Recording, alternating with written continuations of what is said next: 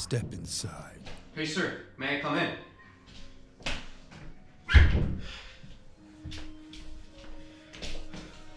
I hope you know the reason why I come here. I want to talk about the crimes that you've been committed 30 years ago. Look sir, this will be a kind of interview because it's interesting for me to know more about the crimes that you've been prosecuted for. So don't you mind if I will note it down? I was reviewing archives of your case, and honestly, I'm surprised. You were sentenced for 30 years in the prison because of the 3 murders you were accused in late 30s. This story is still unclear for me, so honestly, I want to hear this story from your point of view, sir. Do you regret your actions? Do you consider your conviction fair? What drove you when you committed this? Is this possible to find out today what really happened then?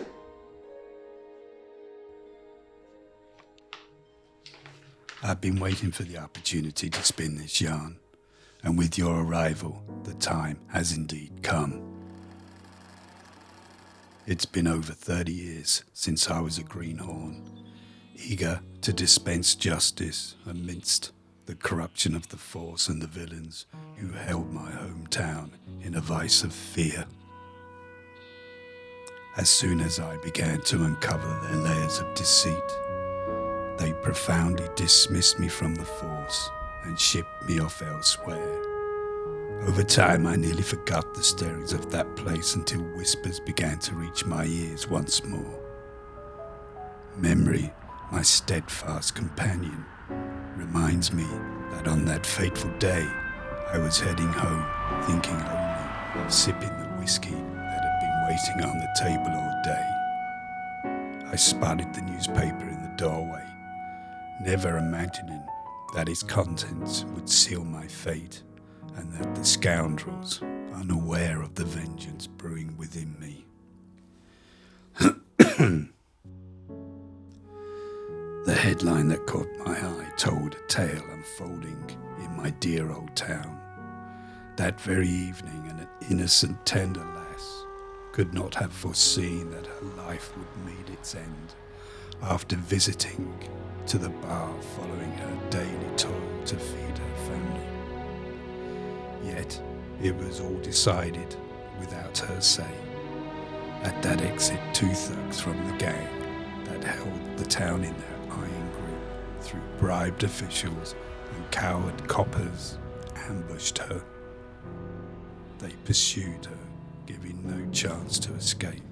She ran, losing her belongings, but holding on to home, until fate cornered her by a brick wall where traces of her short life would forever linger among the laid bricks.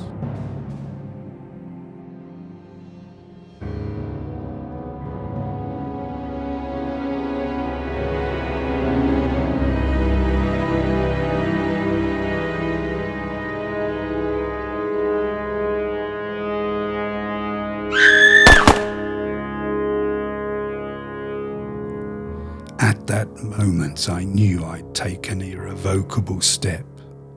Those inhumane scoundrels could no longer keep my fine folk, my kin, in fear.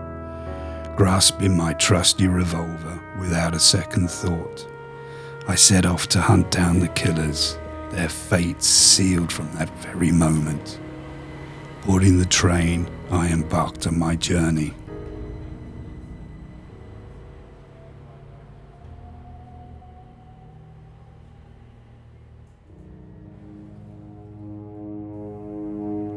It didn't take long to find them. The town isn't large, and on one of its outskirts along the river, I spotted light pouring from a room where they sat.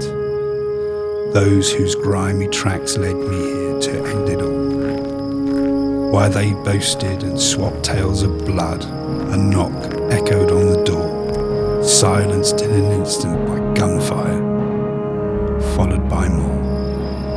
The boss managed to slip away, extinguishing the candle in the lantern, symbolizing his last flicker of light. I pursued him as he once pursued his victims.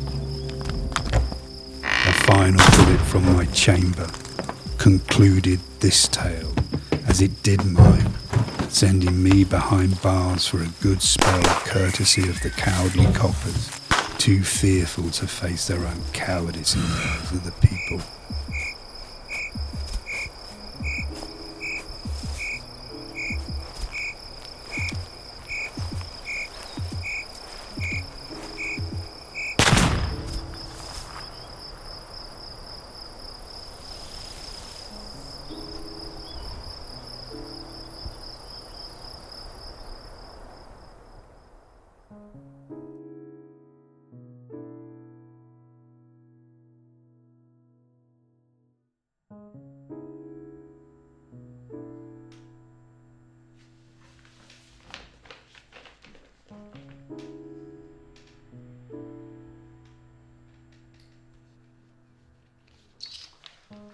Yes, sir.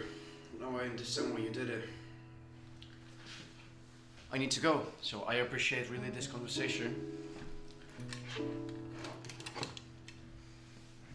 Cheers, sir. Have a good one.